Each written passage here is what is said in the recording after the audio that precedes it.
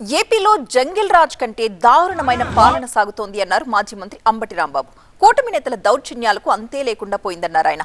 దెందులూరు ఘటనలో అసలు నిందితులపై చర్యలు ఎందుకు తీసుకోవట్లేదంటూ ప్రశ్నించారు. దెందులూరు ఘటనలో ఇద్దరూ చంద్రబాబు శిష్యులే అయినప్పటికీ వైసీపీ నేతలపై కేసులు బనాయిస్తున్నారంటూ ఆరోపించారు.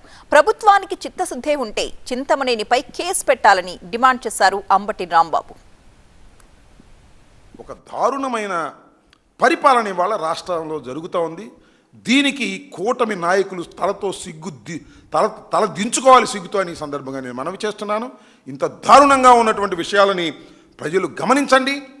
2 సంవత్సరాలకి ఇంత ముదిరిపోతే మీ దుంపదెగ ఇంకా 3 సంవత్సరాలు మీ పరిపాలన భరించాలయ్యా రాష్ట్ర ప్రజానీకం. తెలుగుదేశం వాళ్ళనే మీరు కొట్టే కార్యక్రమం, జనసేన వాళ్ళని కూడా కొట్టే కార్యక్రమం. ఎవడు దోపిడీకి అడ్డం వచ్చేవాడు అవుట్. వాడు మన పార్టీనా పరపార్టీనా జనసేన మన మిత్రపక్షమా మనకు అనవసరం. మనం దోచుకుంటుంటే అడ్డం అవసరాన్ని కొట్టి లోపలేసేటువంటి కార్యక్రమాల్లోకి వెళ్ళిపోయి ఒక అరాచకమైన పాలన ఇవాళ రాష్ట్రంలో జరుగుతూ ఉన్నది.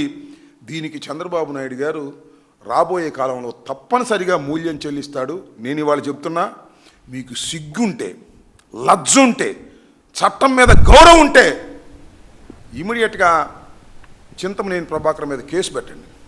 కేసు పెట్టి శభాష్ అనిపించుకోండి.